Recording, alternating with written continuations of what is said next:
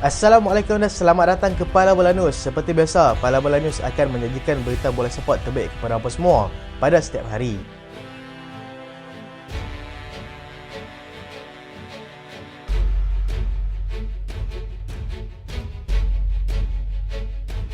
Berikut adalah keputusan Liga Perdana Inggeris yang telah berlangsung pada awal pagi tadi. Manchester City berjaya menang tipis 1-0 ke atas pasukan Brentford. Dan berikut adalah kedudukan semasa Liga Perdana Inggeris.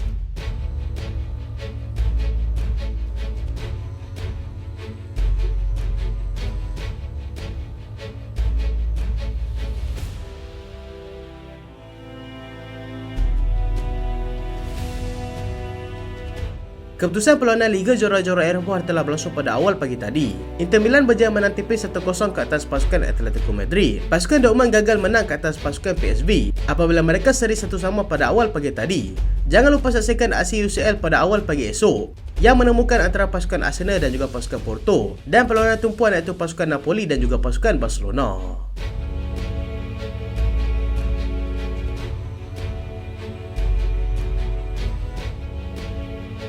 Manchester City terus panaskan pemburuan Liga. Manchester City terus memanaskan pemburuan Liga apabila berjaya menewaskan pasukan Brentford 1-0 pada awal pagi tadi. Meskipun menguasai 70% permainan, City tampak sukar untuk memecahkan pertahanan barisan anak buah Thomas Frank. Kecemerlangan Mark Flecken yang membuat penyelamatan sebanyak 9 kali juga menyusahkan barisan serangan pasukan City. City terpaksa menunggu sehingga minit ke-71 untuk Erling Haaland meletakkan pasukan City mendahului di depan. City terus buntu untuk menambah gol, tetapi satu jaringan tersebut sudah cukup untuk buat City terus mengejar pasukan Liverpool daripada belakang. City kini berjaya memintas pasukan Arsenal untuk berada di kedudukan kedua dan hanya satu mata di belakang pasukan Liverpool dan satu mata di atas pasukan Arsenal.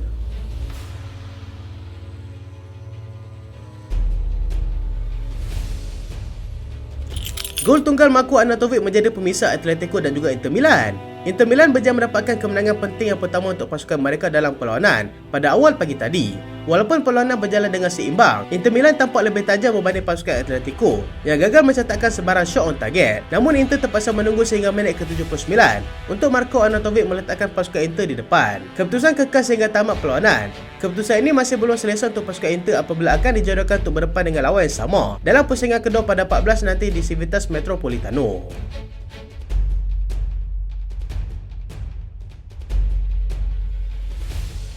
PSV kebal di laman sendiri. Gegasi daripada Belanda iaitu pasukan PSV berjaya menghalang klub daripada Jerman iaitu pasukan Borussia Dortmund daripada menang dalam perlawanan ini. Meskipun PSV menguasai perlawanan dan juga lebih berbahaya dalam serangan, pasukan Dortmund lebih bernasib baik apabila Donny Malen meletakkan pasukan pelawat terlebih dahulu di depan pada minit ke-24. PSV perlu menunggu sehingga babak kedua untuk Luke de Jong menyamakan kedudukan melalui sepakan penalti pada minit ke-56. Keputusan kekal sehingga tamat perlawanan dan kedua-dua pasukan akan bertemu semula pada 14 Mac hadapan.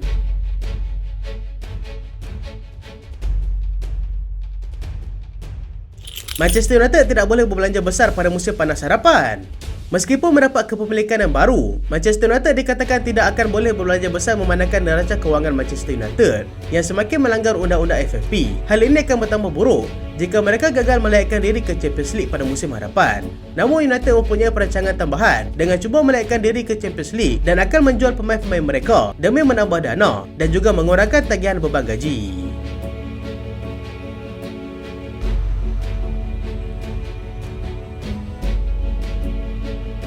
Arsenal kurang pengalaman tapi penuh percaya diri, kata Mikel Arteta.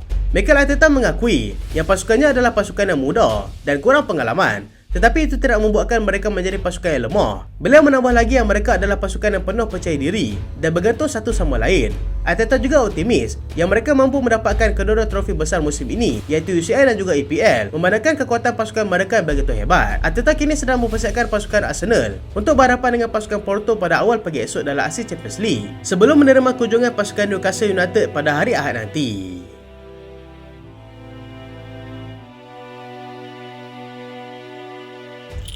Pertukaran manager pasukan Napoli akan menyukarkan kami, kata Gundogan. Napoli telah menggantikan Walter Mazzarri dan menggantikannya dengan Francesco Calzona 48 jam sebelum perlawanan antara pasukan Barcelona dan juga pasukan Napoli. Ilkay Gundogan mengatakan yang ini akan menyusahkan mereka kerana mereka tidak boleh menekan corak permainan coach tersebut. Namun Gundogan tetap yakin yang mereka mampu mengalahkan juara Serie A musim lepas tersebut.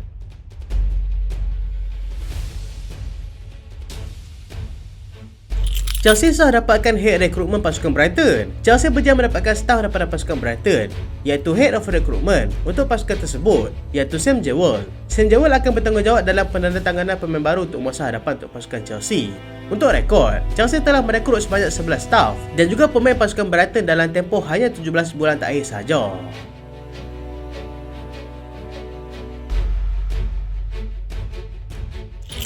Sir Jim Ratcliffe sah memiliki pasukan Manchester United. Walaupun berita ini sudah disahkan sekian lama, kali ini berita ini disahkan sendiri oleh pihak Manchester United, di mana Sir Jim Ratcliffe sudah sah membeli saham minoriti pasukan Manchester United. Sir Jim Ratcliffe telah membeli sebanyak 27.7% saham yang bernilai sehingga 1.3 bilion pound. Sir Jim juga mengatakan ia hanyalah satu permulaan, di mana beliau akan cuba untuk membantu kelab seboleh-bolehnya untuk kembali ke masa kejayaan mereka pada masa akan datang.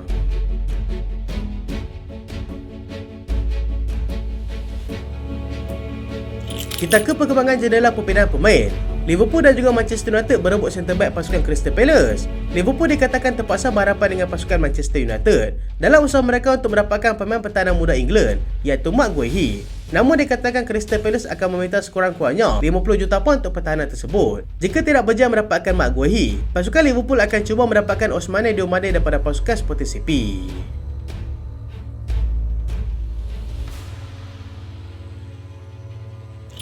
Frenkie de Jong meluahkan kekesalan dengan media.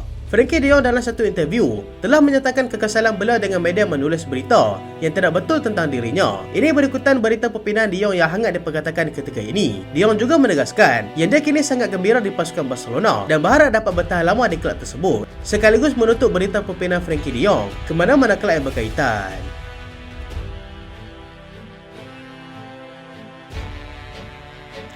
Manchester United tetapkan harga Mason Greenwood. Manchester United telah mengeluarkan satu jumlah jika satu-satu kelab ingin mendapatkan Mason Greenwood pada musim panas hadapan. Mason Greenwood telah bermain dengan cukup bagus di pasukan Getafe dan United telah menetapkan harga sebanyak 34 juta pound jika ada kelab yang mahukan khidmat beliau. Bukan bodohlah kalau bukan Manchester United.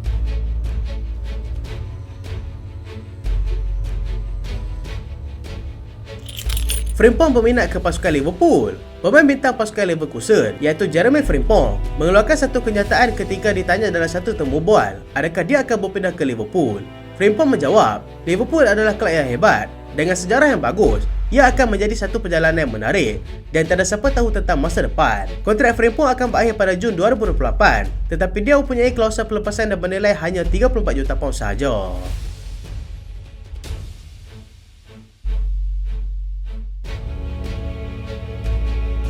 Adrian Rabiot jadi rebutan. Kontrak pemain tengah pasukan Juventus itu akan tamat pada hujung musim ini, membuatkan beberapa pasukan seperti Arsenal, Spurs dan Liverpool berminat untuk dapatkan pemain tersebut.